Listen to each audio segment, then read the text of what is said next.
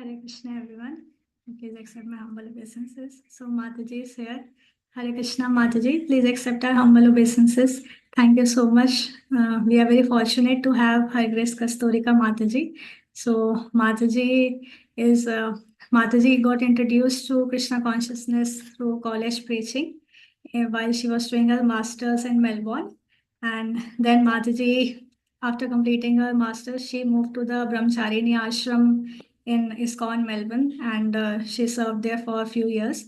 Thereafter, she moved to India and she has been serving since then as a full time devotee, as a book distributor in Matchless Gift Shop, and later on in International Bookshop in ISKCON, Vrindavan, under Her Grace Devi Shakti Mataji. So we are very fortunate that Mataji is going to teach us Unit 5, Shri Isopanisad.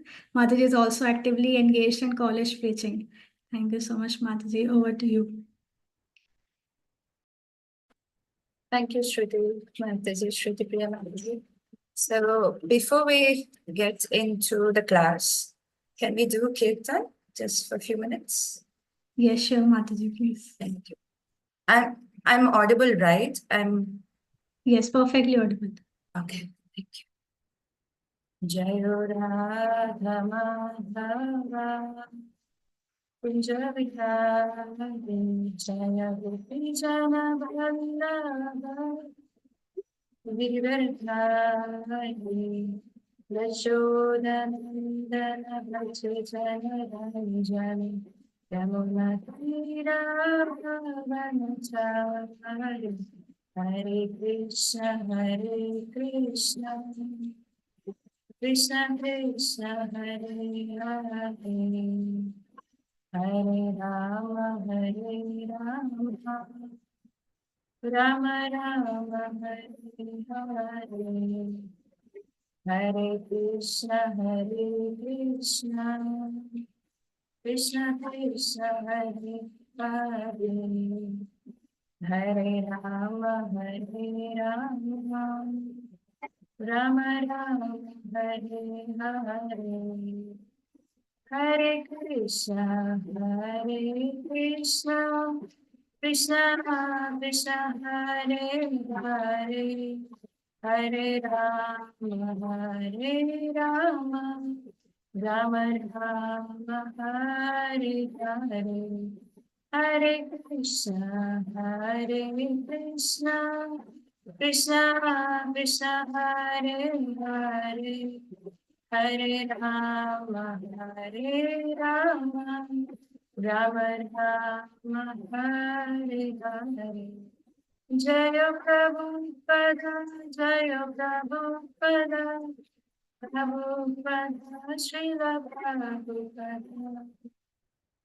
Jam Vishnupad Paramhamsa Parivaraja Vicharya Ashtotara Sat Shri Srimad A.C. Bhaktivedanta Swami Srila Prabhupada Ki Jai ISKCON BBT founder Acharya Srila Prabhupada Ki Jai Ananta Koti Vaishnava Vrinda Ki Jai Om Namo Bhagavate Vasudevaya Om Namo Bhagavate Vasudevaya Om Namo Bhagavate Vasudevaya.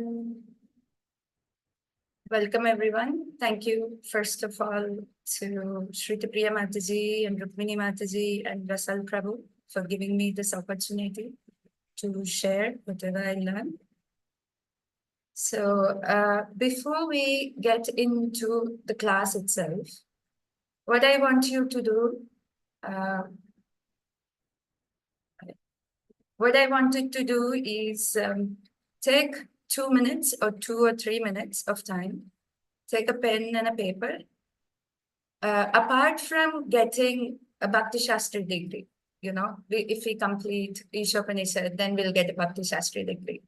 Apart from that, what will be one more purpose for you to study Sri Isopanisad? Just write it down. You can take 2, 3 minutes, 5 minutes.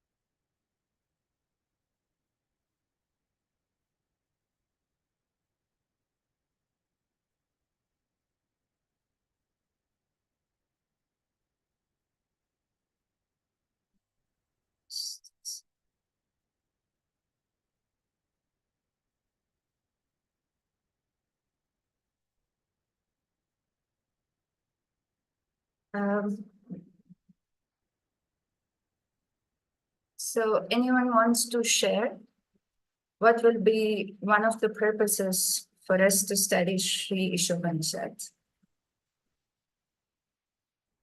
It would be nice to know. Stay here. Yes, Shubham Prabhu. Hare Krishna Mataji, Pranam. Mataji, one of the purpose would be just to please Krishna. To please Krishna. Wow, very nice. Yeah, thank you, Prabhu. Yes, Pandit Gadadhar Prabhu. Hare Krishna Mataji, please accept my humble obeisances. So Mataji, on the personal front, I missed reading this book, so I'm not sure what the content is. And secondly, the book cover really fascinates me. It says Vishnu, not Krishna. So really wanted to know what the content will be. Okay, so you want to learn more deeper about the book. Okay. Yes, ma'am. Vaibhavi Tiwari Mataji. Hare Krishna, Mataji, please accept my humble obeisances. Mataji, I was reading this book lately, and invocation mantra attracts me a lot while I read Srimad Bhagavatam. It helps me connect with Lord more because it says that Lord is complete, Lord is Purna. So it helps me connect with Lord while reading the Srimad Bhagavatam. Thank you, Mataji. And from Tanvi Mataji, there is a message to cultivate spiritual knowledge. Very nice. Any other purposes? Any other purposes? Yeah, Jyoti Mataji. Hare Krishna Mataji, please accept my humble obeisances. To understand what we are supposed to understand from the book, and also so that we can apply it in our daily life and also while preaching. Right, preaching and practical applications that we can derive from this book. Very nice. Krishna Priya Mataji. Dhanvat Pranam Mataji, Hare Krishna. Yes. Also, to know more about Lord and to know how we can remember in daily life by knowing the do's and don'ts, because I was also reading the book and there is a second mantra is about taking your share, accepting your share only. So maybe I have not read the whole book, but it will be giving us more knowledge about how to live in this materialistic world, at the same time remembering Krishna. Very nice, very nice. Again, like you know how to apply in practical. And there is also a message from Daya Mataji saying to enhance knowledge of Krishna consciousness. Very nice. Tulasi Mataji. I want to know more about Krishna and why there is a Vishnu picture in that book. So it's just like curiosity. Okay, yeah, so yeah, that's very nice. Anyone wants to share anything more? Okay, so yeah, this book, we will see why Srila Prabhupada chose to write this book. And this book is released in 1969, you know, in the early years of Krishna consciousness. And not only that, it is also distributed to the common man. You know, it's not just for the devotees. When we go out for book distribution, we actually show Isopanisad. So yeah, so we had this opportunity by the mercy of Srila Prabhupada and our spiritual master and Guru Parampara, that we will be able to read and appreciate and apply the knowledge. So we'll do a small prayer. We offer prayers to our Guru and then we start. Om Jnana-timirandasya Jnananjana-shalakaya Chakshurunmilitam Yena Tasmai Shri Gurave Namah. Shri Chaitanya Manobishtam Stapitam Yena Bhutale Swayam Rupa Kadamahyam Tadati Svapadantikam. Jai Shri Krishna Chaitanya Prabhu Nityananda Shri Advaita Gadadhara Shri Vasadi Gaura Bhakta Vrinda. Hare Krishna, Krishna Krishna, Hare Hare, Hare Rama, Rama Rama.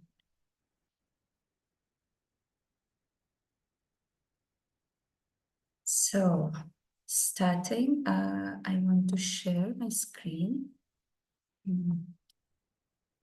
I made a small PowerPoint.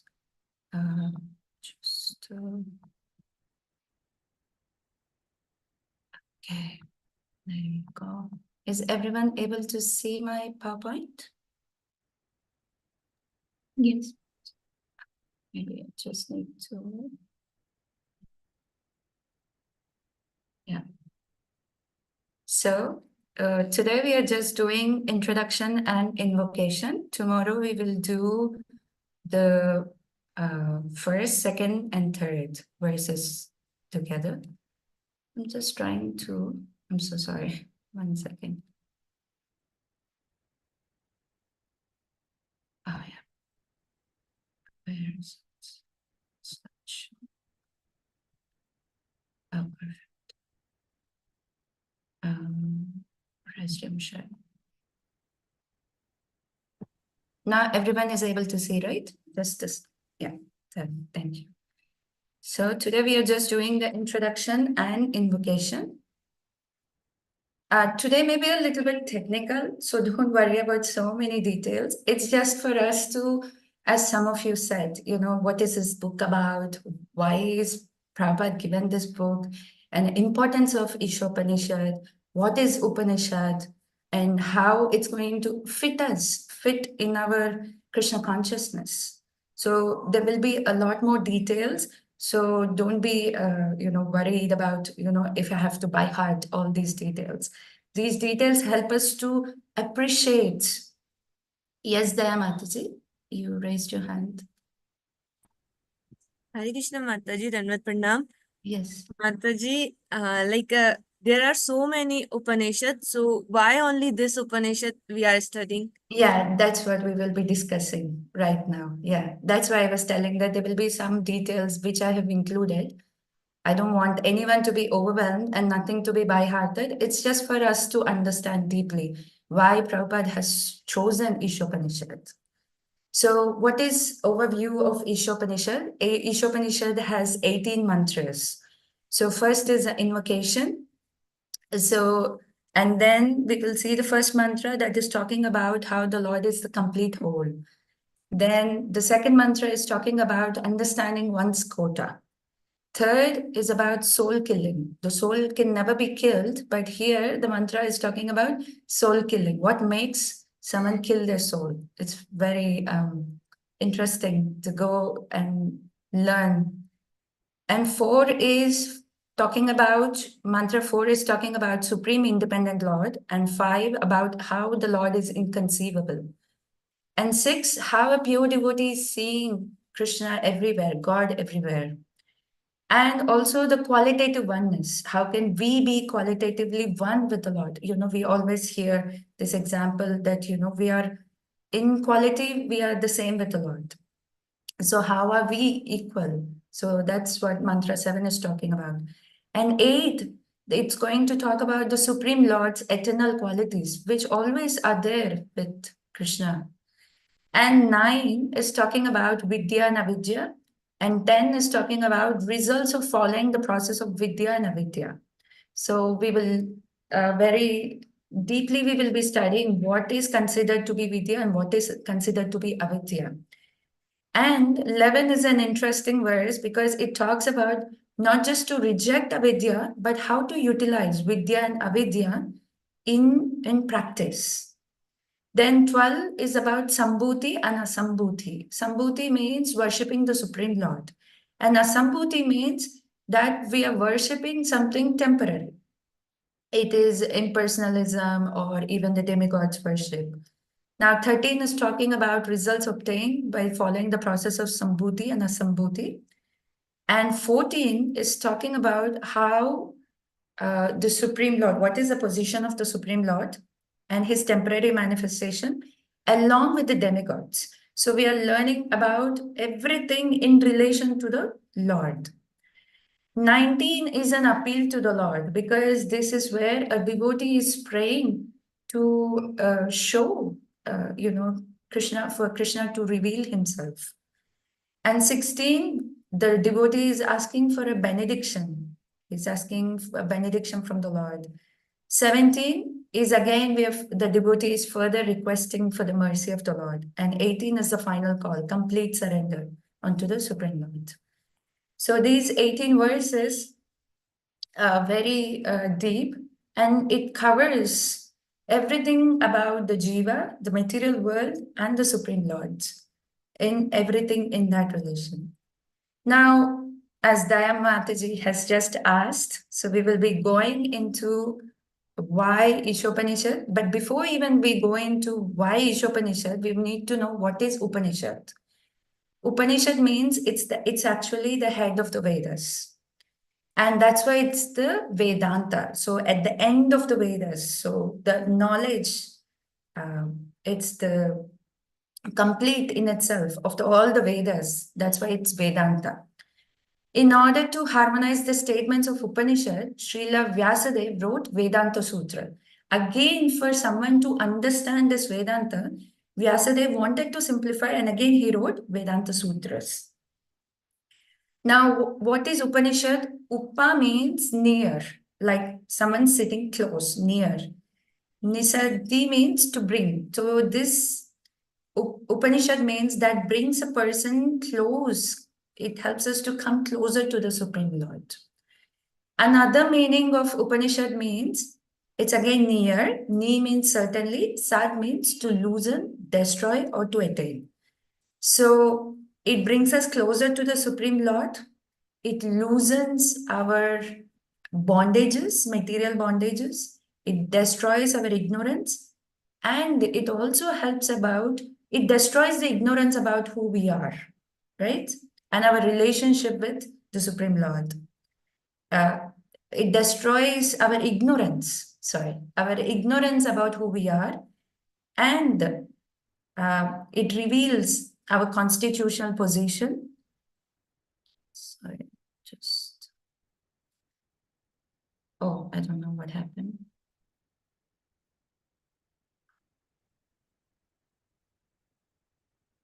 You're able to see, right? Okay. And also it helps us to attain liberation. And for the Vaishnavas, what is attaining liberation means? Going back home, back to Godhead, isn't it?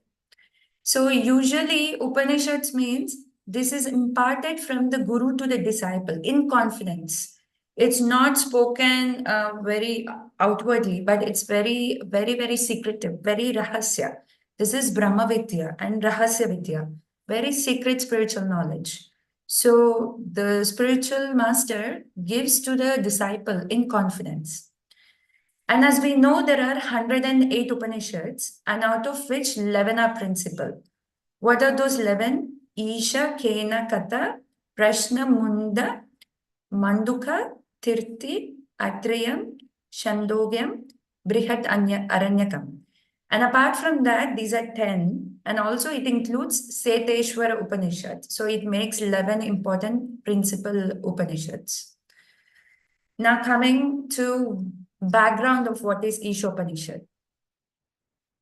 Now we know what is Upanishad. Upanishad means that helps us to come closer to the Supreme Lord, right? Isha also means, again, emphasizing on the Supreme Personality of Godhead. So Isopanishad takes its name from the first word, from the first verse. What is the first verse? Isha Vasham Idam Sarvam, right? The first Isha. So this is where the Isopanishad is getting its name from. And this is the last chapter of Shukla Yajurveda. So Yajurveda has 40 chapters. Shukla Yajurveda has 40 chapters. And this is the last chapter of the Shukla Yajurveda. And because it also has Vajnasena Samhita, so it is called Vajnaseni Samhitopanishad. Now, as we have just seen what is the overview, it has 18 mantras. And what are these mantras talking about? The nature of the Atma, actions to perform and not to perform in this material world, how to recognize the Supreme Lord, and establishing the relationship with him, and finally how to attain the ultimate goal, that is going back home, back to Godhead. Now, these first Isopanishad mantras are revealed to the sage. I said by the sage, sorry. It's to the sage Dhanyan. He's the son of Atharvana.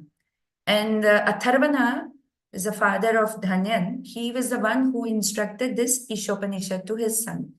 Why? He has some specific qualities because he was pure-hearted He was selfless. He has selfless conduct. He has sense control, mind control, and he had faith in scriptures. And also he was always in good association.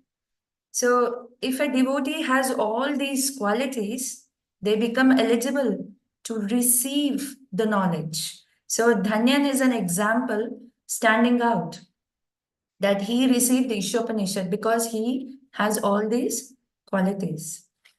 And also we find these mantras are recited by Swayambhuva Manu. This is in the 8th canto of the Srimad Bhagavatam, where after Swayambhuva Manu retired from the family life and he went to Vanaprastha and he was doing tapasya in the forest. And whom is he praying to? Lord Yagna. Lord Yagna is actually an incarnation of Vishnu, who is actually born from the womb of Akuti. Is Manu's daughter itself, Akuti. Now, when Swayambhuva Manu was in deep meditation, reciting these hymns of the Isopanishad, there were some Rakshasas. They saw him and they wanted to devour him. And Lord Yagna was so pleased and he came and he killed these Rakshasas. So this is another reference how these Isopanishad prayers are present in the Srimad Bhagavatam. Now we will see a little background of how the Vedas, how the classification of the Vedas. Most of you might have known, but it helps us to simplify and understand. Now we know Vedas are Shrutis. Shruti means, can someone tell what is Shruti?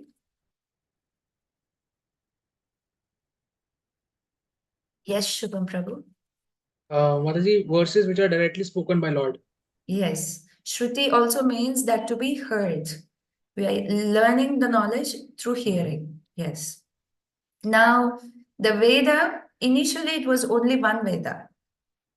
But then Vyasadeva had divided into 4. Rig Veda, Yajurveda, Samaveda, and Atharva Veda. So then what is Rig Veda? Primarily consisting of prayers. Yajurveda primarily consisting of hymns. Samaveda has prayers and hymns, but they have beautiful meters, how we sing, like, how we sing the shlokas. Shlokas have different meters, isn't it? Not all meters. There is Brahma Samhita meter, there is Anustup. So there are different kinds of meters. And if you go to Srimad Bhagavatam, 3rd canto, how many of you know this pastime of Kardama Muni and Devahuti? Yeah, you might have heard. Yes. So in this particular section, you will see when Lord Vishnu is coming on the Garuda, right, to see Kardama Muni. The Garuda is flapping the wings. And from the flapping of the wings, there are Samaveda. So there are different prayers and hymns. They are sung in a beautiful meters.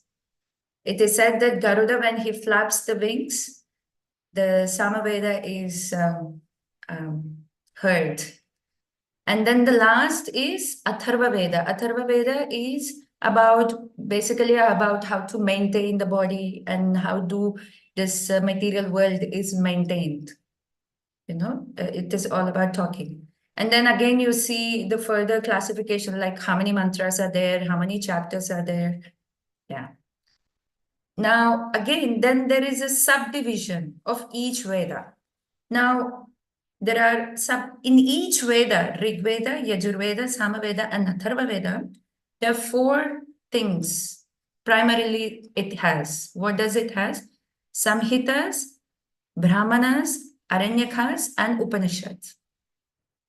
So this is a classification. Again, in each Vedas, there are hymns, how about the rituals, there are theologies, and Upanishads, right? Now, is everyone okay with this? Is it too much? Yes, there, Mataji. Mataji, what is hymns and meters? I didn't get this.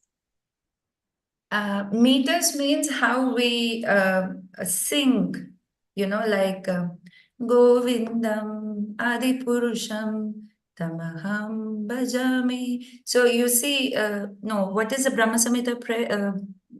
This is what I sang. But Ishvara Param Krishna. no. How do we recite the Brahma Samhita? Ishvara Parama Krishna Satchidananda. Okay. And then can you sing another next verse of the Brahma Samhita?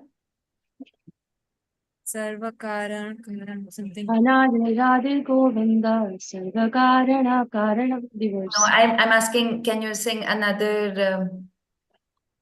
Maybe we'll take any verse from the Bhagavad Gita. Dehinosmi yata dehe komaram yavanam jara tatra dehantara prapte dhiras tatra namuhyate. This is an anustup meter. So it is. It has some syllables, and then we count the syllables, and then we sing according. This is a meter. Now Brahma Samhita is what is the Brahma Samhita meter? Sarvasya chaham hridi sannivishto matta smriti jnanam apohanam cha Vedesya chaham hridi sannivishto. Sorry, I just lost it. So anyways, the first Anustup meter and the Brahma Samhita meter, they're two different. You're getting the point? There's shlokas, but they're sung in different meters according to the syllables. So the hymns are also like prayers, but they are sung in the meters in the Samaveda. Okay?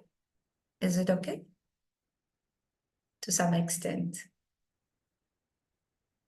Yes, there, Mataji, are you okay? I got it, the meter, but not the hymns. Okay. Let's read from the dictionary itself. What is a hymn? Because I don't know how to explain. Sorry, my bad. Should have been.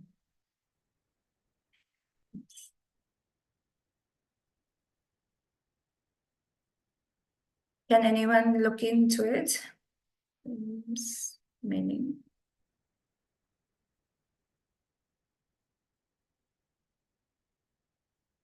Basically, prayer doesn't need to have a structure, but hymns do have a structure, if my understanding is right.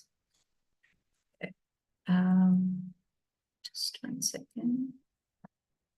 Okay, just 1 second, Mataji. Let me check.